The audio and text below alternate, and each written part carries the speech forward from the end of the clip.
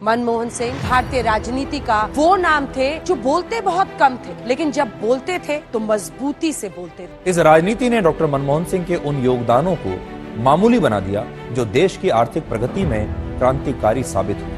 एक आदमी जिन्हें आज लेजेंड कहा जा रहा है, एक अच्छा इकोनॉमिस्ट कहा जा रहा है, मगर जब वो सत्ता में थे तब उन्हें एक रबर स्टैम्प प्राइम मिनिस्टर क्यों कहा जाता था? अगर वो इतने अच्छे प्रधानमंत्री थे तो साल 2014 में उनकी पार्टी सिर्फ 44 सीटों पर क्यों सिमट कर रह गई? क्यों उनकी वजह से सेंटर में आम आदमी पार्टी का जन्म हुआ? जब वो सत्ता में थे तब कहा जाता था कि उनकी लीडरशिप क्वालिटीज अच्छी नहीं है, उनका डिसीजन मेकिंग अच्छा नहीं है और उनकी पॉलिसीज अच्छी नहीं है, और इन्हीं कारणों की वजह से उन्हें मनमोहन सिंह नहीं बल्कि मोहन सिंह कहा जाता था। मगर यहाँ सवाल एक ये आता है कि एक ऑक्सफोर्ड यूनिवर्सिटी से पढ़ा हुआ आदमी किसी और का पपेट बनकर क्यों काम करेगा? क्या वो सच में एक अच्छे प्रधानमंत्री थे या उन्हें कांग्रेस पार्टी सिर्फ एक पपेट के रूप में देख रही थी? साल 1991 के इकोनॉमिक लिबरलाइजेशन का फादर कहा जाता है उन्हें, इंडियन इकोनॉमी को रिवाइव करने वाला, इंडियन इकोनॉमी को पुनर्जन्म देने वाला। लेकिन यहाँ अहम सवाल ये है कि साल 1991 में भारत भुखमरी की कगार पर गया कैसे? 1991 में राजीव गांधी की हत्या के बाद भारत में इकोनॉमिक डिस्टेबिलिटी और बढ़ गई। उस समय भारत का फिस्कल डिफिसिट 53% था, जो कि 1980 में 12%, 1985 में 35% और साल 1990 आने तक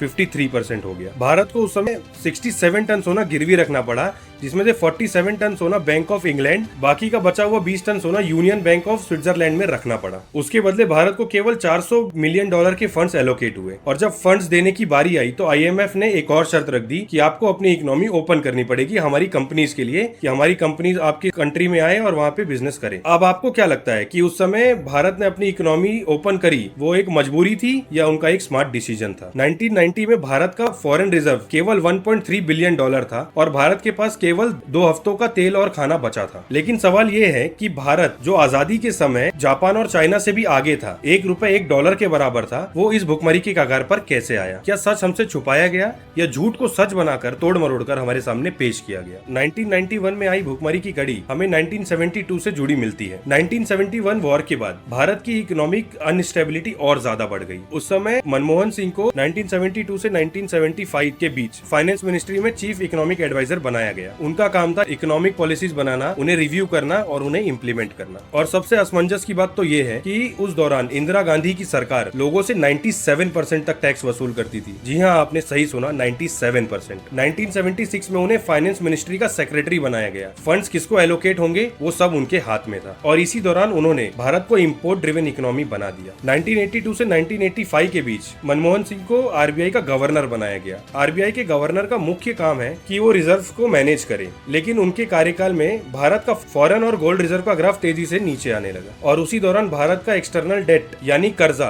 $70 बिलियन पहुंच गया, जो कि 1980 में केवल $23 बिलियन था। जो आदमी पिछले 20 साल से सत्ता के केंद्र में है और इकोनॉमी के इंपॉर्टेंट डिसीजंस ले रहा है, उसके रहते हुए भी भारत का कर्जा 200% से भी ज्यादा हो गया। 1990 में जब भारत $70 बिलियन के कर्जे में था, उस समय मनमोहन सिंह ने कांग्रेस के एक private NGO Rajiv Gandhi foundation को 100 करोड़ रुपए डोनेट किए, जो आज की तारीख में लगभग 1100-1200 करोड़ रुपए होता है। भारत के पास उस समय केवल 2 हफ्तों का खाना और तेल था, लेकिन यहाँ पर देखो ये क्या चल रहा था।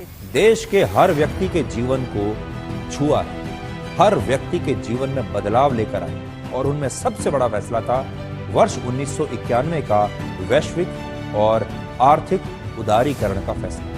अगर आप 1991 के इकोनॉमिक रिफॉर्म्स में मनमोहन सिंह को क्रेडिट देते हो, तो उससे पहले आई भुखमरी की जिम्मेदारी आप किसे दोगे? जैसे किसी के इशारे पर राजीव गांधी फाउंडेशन को फंड्स एलोकेट होते हैं, वैसे ही किसी के इशारे पर जब कांग्रेस पार्टी सत्ता में आती है तो साल 2004 में मनमोहन सिंह को प्राइम मिनिस्टर बना दिया जाता है। साल 1999 से 2004 के बीच भारत की GDP सरप्लस में थी। 2006 और 2007 के बीच जब कांग्रेस की सरकार थी, तब भी भारत की GDP सरप्लस में ही थी, 10% से ऊपर भाग रही थी। जब भारत तरक्की की गति पकड़ रहा था, तब भारत को स्कैम्स के थप्पड़ पड़ते हैं। जब पूरी दुनिया टेलीकॉम इंडस्ट्री में आगे बढ़ रही थी, उस समय भारत में 2G स्पेक्ट्रम घोटाला हुआ, जो 1,76,000 करोड़ का था। ए राजा जो टेलीकॉम मंत्री थे, उन्होंने BSNL और सरकारी लाइन का यूज करके अपने टीवी नेटवर्क का डिस्ट्रीब्यूशन बनाया। सुप्रीम कोर्ट ने इस घोटाले को माना और 122 कंपनीज का लाइसेंस रद्द किया। इसके बाद साल 2012 में 1,86,000 करोड़ का कोयला घोटाला हुआ। किस कंपनी को टेंडर मिला और किसने दिया और क्या था, इसका डाटा किसी के पास आज तक नहीं है। इस घोटाले में मनमोहन सिंह का कोयला मंत्रालय में हाथ पाया गया, और इसके बाद सुप्रीम सुप्रीम कोर्ट ने 204 कंपनीज और ब्लॉक्स को बैन कर दिया। और इसके बाद आता है साल 2010 का कॉमनवेल्थ घोटाला, जो 70,000 करोड़ का था। जब भारत अपना स्पोर्ट्स इंफ्रास्ट्रक्चर पूरी दुनिया के सामने दिखा सकता था, उस समय इन लोगों ने 70,000 करोड़ का स्कैम किया। और स्कैम के कारण, फैसिलिटीज ना दे पाने के कारण दुनिया भर में भारत का नाम खराब हुआ। बहुत सारे घोटाले मनमोहन सिंह सरकार के नाम पर। आइए उस घोटाले पर एक नजर डालते हैं। आदर्श हाउसिंग स्कैम 900 करोड़ साल 2010। अगस्ता वेस्टलैंड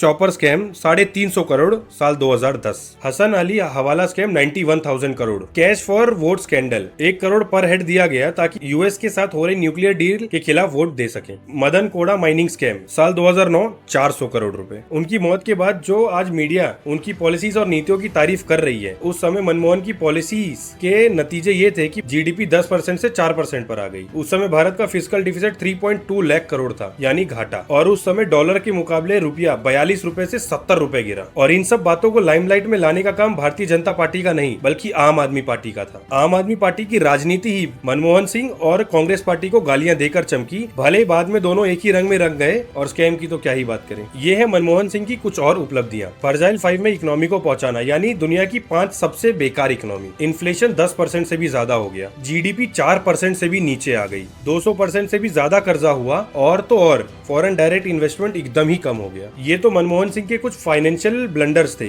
आइए हम कुछ और बातों पर गौर करते हैं। मनमोहन सिंह मुस्लिम अपीजमेंट में भी पीछे नहीं रहते थे। उन्होंने कहा था, इस देश पर सबसे पहला हक मुसलमानों का है। क्या वो सिर्फ मुसलमानों के प्रधानमंत्री थे, भारत के प्रधानमंत्री नहीं थे? और तो और जब 26/11 आतंकवादी हमला भारत में हुआ, लगभग 200 लोगों की मौत हुई। सेना बदला लेने के लिए तैयार थी, लेकिन मनमोहन सिंह ने मना कर दिया। 2013 में जाते जाते मनमोहन सिंह ने आधे भारत को वक्फ के हवाले सौंप दिया। टोटल 10 साल के उनके कार्यकाल में 6,210 आतंकी हमले हुए, जिसमें 8 से 10,000 लोग मारे गए। वो सियाचिन ग्लेशियर भी चाइना को देने वाले थे, जिसकी वजह से आर्मी तख्ता पलट करने वाली थी। पाकिस्तान के फौजी भारत के फौजियों का सर धड़ से अलग कर उनके सर से फुटबॉल खेल रहे थे। और यहाँ मनमोहन सिंह पाकिस्तान के बैंक का एक ब्रांच भारत में चला रहे थे। चाइना भारत के अरुणाचल प्रदेश में 19 किलोमीटर अंदर तक घुस चुका था, और उसके ऊपर मनमोहन सिंह ने कुछ नहीं किया। एक ऐसा व्यक्ति जिसने भारत का हर तरह से बेड़ा गर्क किया, फाइनेंशियली, इकोनॉमिकली, मॉरली और कल्चरली, उस आदमी को आज मरने के बाद लेजेंड बताया जा रहा है।